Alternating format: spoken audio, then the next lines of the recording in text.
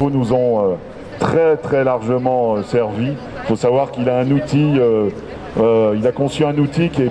Là, c'est un référé suspension, hein, donc le Conseil d'État ne se prononce pas sur le fond de la réforme, mais uniquement sur le caractère urgent de la suspendre, hein, puisque c'est ce qu'on souhaite, hein, et que derrière, il se prononce sur le fond et qu'il le censure complètement. Pour nous, c'est vraiment une occasion de montrer au gouvernement que ces réformes antisociales, et grâce, Pierre l'a rappelé, grâce à la mobilisation aussi, parce qu'il faut être vraiment juste, il y a vraiment eu une forte mobilisation, donc notamment des lieux culturels occupés, qui a mis cette revendication de la réforme de l'assurance chômage vraiment en première, en haut de la pile, et qui, je crois, en tout cas nous, c'est le sentiment qu'on a à Solidaire, on pense que vraiment, grâce à cette mobilisation-là, on n'en serait pas là, enfin, si on ne l'avait pas eu,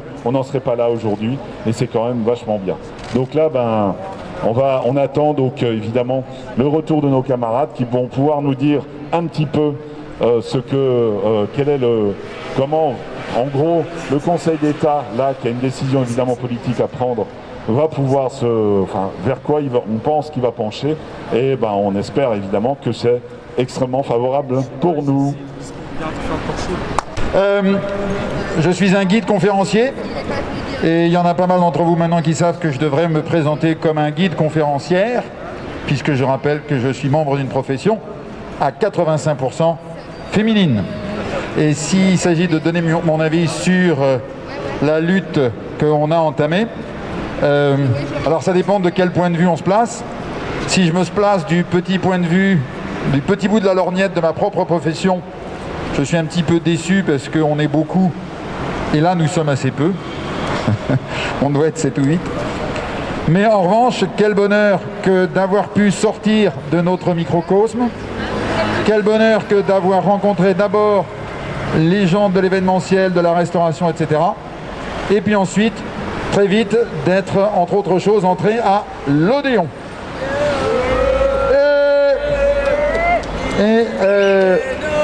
Je suis à peu près persuadé que quiconque a participé à l'une des agoras de l'Odéon, a fortiori les gens qui étaient à l'intérieur de l'Odéon, se souviendront de ces moments qui ont été non seulement puissants, mais très beaux.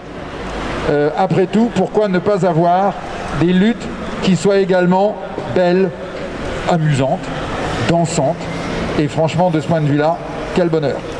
Là, maintenant, nous sommes à un point un peu difficile avec les réouvertures, avec des petits bouts de reprise qui, en fait, n'en sont pas. Et il est encore plus important que d'habitude de se dire on ne lâche rien. Mais alors, rien de rien. On ne lâche pas du tout, on continue. Dire que cette reprise, c'est une reprise en trompe-l'œil, parce qu'il y a des secteurs entiers qui n'ont pas repris. Évidemment dans l'hôtellerie-restauration, évidemment dans la culture et aussi dans le spectacle. Cette réforme-là, elle est assassine. Elle va concerner 1 700 000 travailleurs privés d'emploi et précaires par plusieurs aspects. Le premier aspect, c'est donc celui pour lequel on est là aujourd'hui, c'est le changement des règles du calcul du salaire journalier de référence à partir duquel est construite l'indemnisation des travailleurs qui sont précaires, qui sont au chômage, qui alternent des périodes de travail, des périodes d'inactivité. Donc c'est une réforme du calcul du SGR qui non seulement va baisser le montant des allocations de 17% en moyenne, mais surtout qui va entraîner des situations de disparité entre des travailleurs qui alternent au cours du mois des périodes de chômage, des périodes d'activité, de 1 à 40. C'est-à-dire que selon certains travailleurs, selon leur rythme de travail, par exemple qu'ils aient commencé à bosser en début du mois ou le 15, il y a un travailleur précaire qui pourrait être indemnisé tout le long du mois, et puis un autre seulement 2, 3, 4 jours dans le mois. Voilà. Donc c'est ce pourquoi on est là aujourd'hui, c'est 1 150 000 de travailleurs précaires qui vont voir leur indemnité, le montant baisser, mais aussi le nombre de jours d'indemnisation baisser.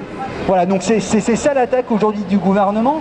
Et cette attaque, il faut quand même bien avoir conscience que le gouvernement, il le justifie par des gros mensonges. Par plusieurs gros mensonges. Le premier gros mensonge, ce serait que ce sont les travailleurs précaires eux-mêmes qui choisissent la précarité. Hein? Donc on rappelle quand même qu'aujourd'hui, 80% des contrats qui sont signés par des travailleurs, ce sont des contrats précaires. Et que la moitié de ces contrats-là ont une durée qui sont inférieures à 7 jours. Jusqu'à aujourd'hui, ceux qui édictent les contrats, c'est le patronat. Hein, c'est le patronat, c'est pas les travailleurs. C'est pas nous qui choisissons d'avoir des missions d'intérim de 4 jours. Ça, c'est l'entreprise utilisatrice, c'est l'entreprise de travail temporaire. Donc c'est eux qui décident la durée des contrats, jusqu'à aujourd'hui. Et puis quand même, il faut dire aussi que le gouvernement, lui-même, a mis en place des lois qui favorisent le développement de la précarité. Hein, on pense notamment aux ordonnances Macron, aux lois travail, qui ramènent les négociations, par exemple du recours au CDD au niveau des branches et plus au niveau interprofessionnel. Hein, donc ça, c'était la grosse attaque, par exemple, des ordonnances Macron. Bon voilà, donc le gouvernement lui-même en tant qu'employeur, favorise la précarité.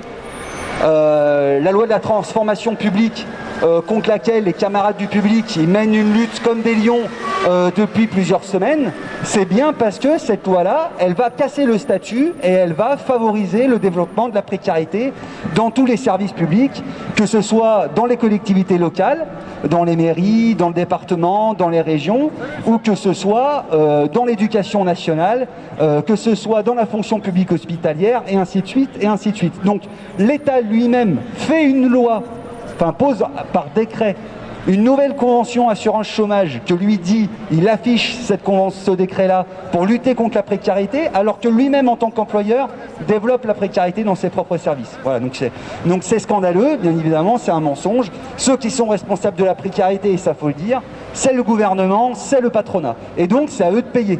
C'est à eux de payer. Et quand on dit que c'est à eux de payer, par le biais de cotisations sociales. Par le biais de cotisations sociales. Depuis janvier 2018, le gouvernement a remplacé les cotisations sociales par l'impôt. C'est de cette manière-là que le gouvernement a pu reprendre la main sur la gestion de l'assurance chômage et mettre en place une nouvelle convention par décret. Et ça, quand même, c'est odieusement scandaleux. C'est odieusement scandaleux. Aujourd'hui, ça concerne l'assurance chômage, mais demain, ça concernera les retraites, ça concernera l'assurance maladie. Et là, il y a un débat démocratique qu'il faut avoir. C'est au nom de quoi une personne, un gouvernement, peut décider pour 6 800 000 de travailleurs payés d'employés précaires, quelles seront les règles de leur indemnisation, alors que par ailleurs, ceux qui cotisent, ce sont les travailleurs par leur travail dans les entreprises. Voilà. Le deuxième gros mensonge que le gouvernement il veut faire passer dans les médias, ce serait que s'il y a du chômage dans ce pays, c'est parce que l'assurance chômage serait trop généreuse. Donc là, encore une fois, on a eu des études de l'UNEDIC qui nous démontrent très bien que les allocataires, c'est-à-dire les privés d'emploi qui sont indemnisés, non seulement travaillent, à hauteur de 40%, 40% des allocataires qui sont indemnisés bossent, et d'autre part, que 2/3 des allocataires ne vont pas au bout de leurs droits.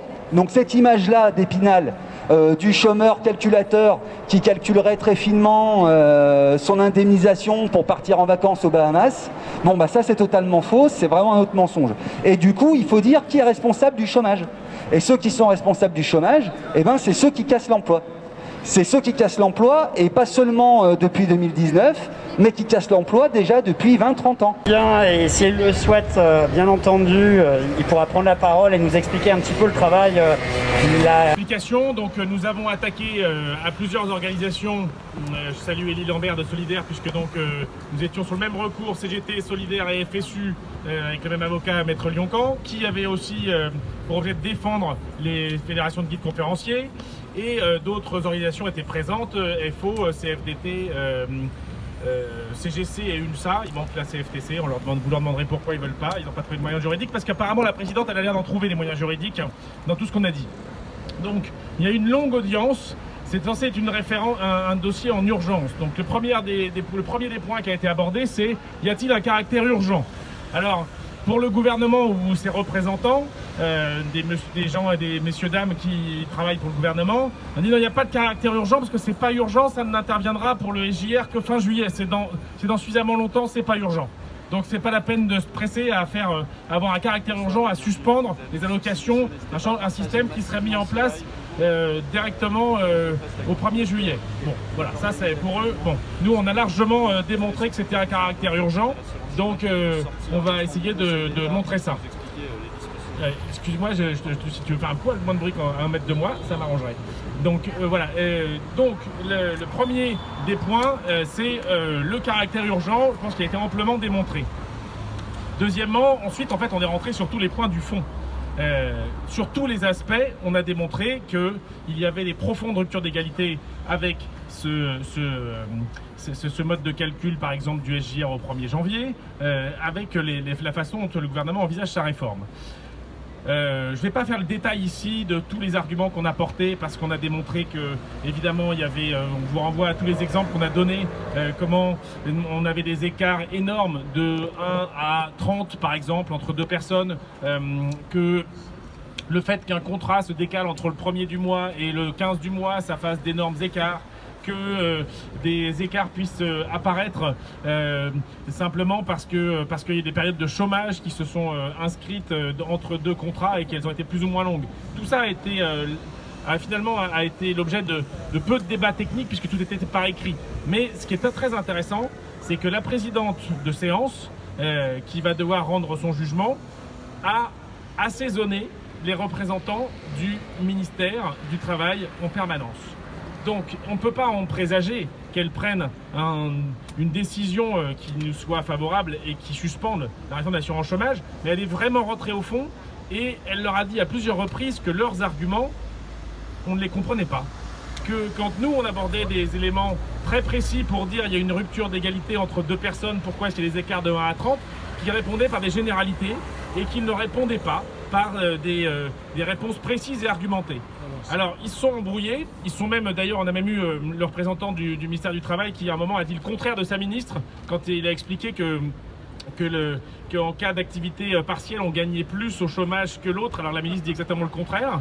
Donc, ça prouve la grande connaissance du dossier de ces gens-là qui, pour moi, ne savent ni lire, ni écrire, ni compter, mais d'une certaine façon. Et alors au total, l'information principale, c'est que quand même du coup on va devoir encore patienter un petit peu de temps parce que le gouvernement étant sur la défensive, ils vont produire quelques documents, ils ont demandé un petit peu de temps, la juge leur a dit oui mais enfin si jamais on envisage une suspension, il faut quand même que vous ayez le temps de faire un autre décret de prolongation des droits à l'identique pour remplacer votre décret qu'on pourrait suspendre, quand même. Elle a bien compris, la juge, qu'il ne faudra pas qu'il y ait une rupture de droit au 1er juillet. Donc, du coup, le gouvernement va produire quelques études d'ici mardi. Il y aura un délai de réplique des avocats, donc nous, on a demandé à ce que ce soit le plus court possible, ce sera mercredi. Et donc, le jugement au référé devrait intervenir en fin de semaine prochaine. C'est-à-dire qu'on est combien? On est le 11 vers le 17 ou 18, quoi. 17 ou 18 juin. Donc il va encore falloir patienter jusque-là, et puis évidemment il va falloir patienter, mais nous on va pas patienter, on va continuer à se battre, comme vous étiez là encore mobilisés, sous le cagnard et encore à attendre, mais on va continuer évidemment à se battre, parce qu'il ne suffit pas d'avoir l'annulation, d'ailleurs c'est très intéressant dans le débat, et Aude va certainement compléter là-dessus, il ne suffit pas d'obtenir l'annulation de cette réforme d'assurance chômage, la juge a posé des questions de pourquoi l'annexe 4 a-t-elle été supprimée. C'est intéressant que la juge s'intéresse à ça. Et pourquoi l'annexe 4, celle qui, jusqu'en 2014, permettait de couvrir justement des intermittents de l'emploi, donc ça s'appelait annexe 4 des intérimaires et intermittents hors spectacle. Je te laisse compléter. Ah oui, tu as raison. Juste en 2 mots, en tout cas pour ce qui concerne les guides conférenciers, on a pour la première fois un retour du ministère du Travail sur le fait qu'il faut faire une étude particulière puisqu'on a un métier particulier qui n'est pas assimilable aux règles du travail de 5 jours par semaine, 7 heures par jour et du coup qu'il faut véritablement repenser la règle de l'assimilation qui est totalement injuste de notre métier aux règles du régime général. Et du coup, c'est pour ça qu'il y a des demandes de compléments d'informations de la part du ministère du Travail pour voir s'il ne faut pas faire quelque chose qui serait moins pénalisant que ce qui est prévu pour le moment. Donc pour nous, c'est un espoir parce que c'est la première fois qu'on a quelque chose où on nous propose, on nous dit qu'on va avoir une étude faite spécialement pour les guides conférenciers. Donc, enfin, une étude.